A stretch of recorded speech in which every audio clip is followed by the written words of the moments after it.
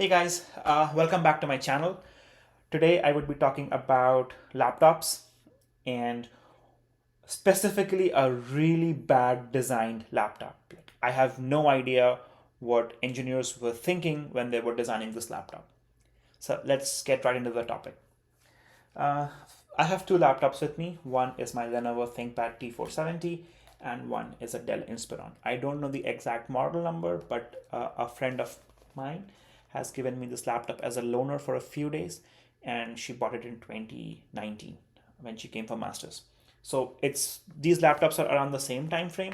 This is my personal laptop. This is like a couple of years older because I got it in a clearance sale, so it has a slower processor and slower RAM and things like that. Anyways, so this ThinkPad opens up like this.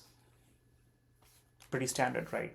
And it goes up till flat. It goes flat. I don't know why it goes flat, but fine. Okay, it's a good trick.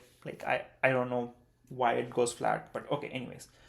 The weird thing is it has a touch screen. So if I type something here, if I type something here, it's a touch screen. It's currently locked right now, but you know, it's a touch screen. Great. First question, why do we need touchscreens on a laptop? Like, seriously, why? So, if I'm doing something here and I want to move something, I can always go to my trackpad and move it. If I want to go here or here, whatever, why the fuck do I need to put my hands up and put it forward? Put my hands up and put it forward. There is something called the mouse and there's something called the trackpad, which was designed in 1980s, which lets you precisely pinpoint the exact pixel you want to pinpoint on the screen, and it's faster. My muscle memory knows this because that's what I have been doing for the past 10, 20 years, right? So I seriously feel that touchscreen is not needed on this laptop. Like, really, really, really not needed. Like, I don't see a point of this. And there is a way to disable it, but when you install Linux onto it, that gets overwritten, so it's not like it messes up things. So I haven't disabled it again. But this is a touchscreen laptop. So there is a touchscreen, but it's of no functional use, right? Now, coming to the second laptop, which is the Dell Inspiron laptop, right? My friend lent me this laptop for a few days. Now, let's open the laptop. Looks pretty good. Great. It has a touchscreen as well. Although I think I've disabled the touchscreen, but this is a touchscreen laptop. So whatever I said for the previous laptop applies to this laptop as well. But there's a trick up this laptop sleeve. It goes all the way back. And you can use this as a tablet. Why? Why, Dell? Why? Nobody gives a fuck about tablets on like laptops or desktop computers, honestly. So here are some problems when you fold this laptop here. First, it's the weight. When you are making a convertible laptop, you are adding more hinges, you are adding more padding on the back of the screen so that it doesn't damage while you're still opening and closing it, and it adds to the weight. Nobody wants a heavier laptop. Second thing, the vents, the air intake and the air outtake. These vents here, they take in air, and these vents here, they throw the air out. The simple mechanism being air gets sucked in from here, goes to the cooling, the processor, whatever, sucks, absorbs the heat from the components and gets sucked out from the exhaust here. Now, what do you think would happen if I close the laptop like this? There is exactly 0 millimeter gap between these two panels. So what do you think? How much air would go inside this panel or inside this machine if I just cut off the intake of the laptop? Like zero, nothing goes here, right? And that's pretty much evident because I have closed this laptop for like 2 or 3 minutes like this. And now that I'm flipping it over back and forth, I can clearly see that the laptop has overheated or the laptop is having some heat issues over here at this point of time. Again, more weight, heat management doesn't work out. The third thing is it's running Windows. Now, there's nothing particularly wrong with Windows, but Windows was never meant for a touchscreen device. It was always meant for a laptop and desktop. So it doesn't play well when you switch it to tablet mode. The UI gets skewed. The front and back button gets skewed. You now have an option of an on-screen keyboard and things like that.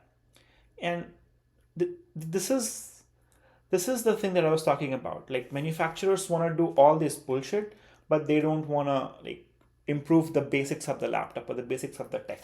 The follow-up to my previous video. And the last thing that I wanted to say was, if I have put my laptop in a tablet mode like this, um, where the fuck am I gonna keep the tablet? Like, do I keep it on the table, like in a triangular shape? Who the fuck uses it? How is this shape better than a traditional laptop hinge or a traditional laptop shape, the L shape? Don't know. If I fold it all the way back here, where will I keep it? Wherever I keep it, it will scratch the keyboard, it will scratch the keys, it will scratch the trackpad, it will scratch the aluminum finishes here. So I'm just supposed to hold this monster piece in my hand. Really very bad design, honestly. Like, wasn't expecting this from Dell.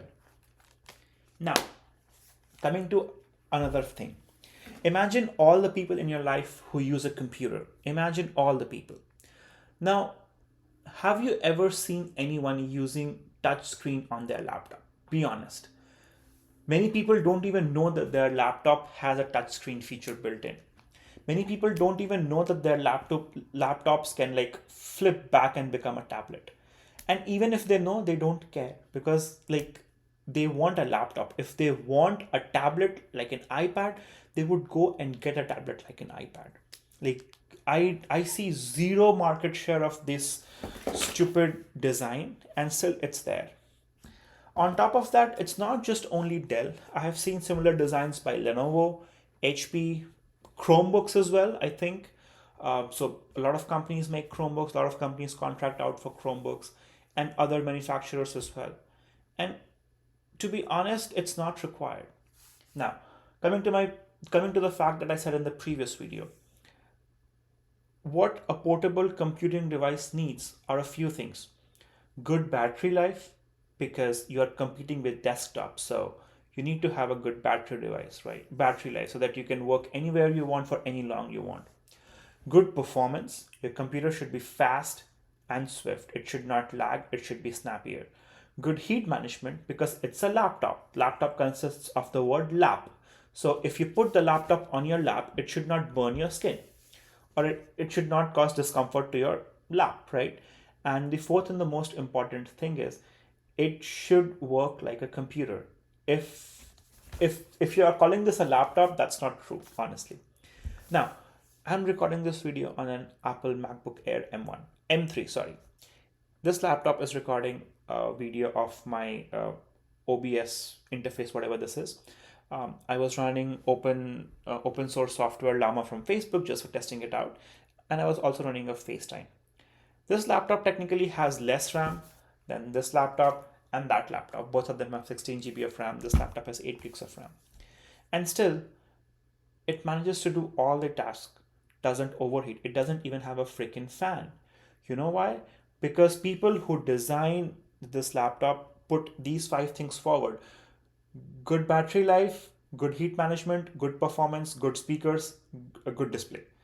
The people who designed this laptop, they thought, the top priority should be that we should mimic the iPad Pros, because iPad Pro is like the new tech, and a keyboard attaches to the iPad Pro.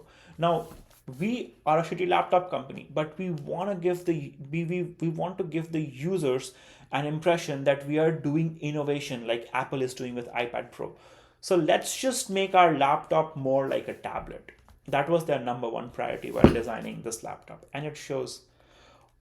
It just adds to the cost. They could have they could have removed these hinges. It would have reduced the weight. They could have removed some other things which, other internal components which aid in flipping the laptop. They could have made the software lighter by just disabling the part of the Windows which turns it into a tablet mode, and it would be a better product. But whatever they have done here, they have taken a good existing product and they have made it even worse. And that is what I was talking or referring to in my previous videos. Companies like Dell, they want to copy Apple, because whatever Apple does, the industry copies. but they end up copying what Apple does. Apple did, attaching keyboard to iPad Pros and attaching keyboard to their iPad lineups. But what they end up doing is they end up making their products worse than the previous product. And this starts a trend, right? Like they will copy it once, they'll copy it again, and things like that. So yeah, that was my rant for today. I just feel that the laptop could have been lighter, could have been cheaper, could have been more performance efficient if they would not have gone with this stupid, unbearable design of this. Literally. Like, seriously, nobody uses laptop like this. Anybody who wants to use a tablet will get a tablet. He will not use his laptop in this form factor, whatever this is.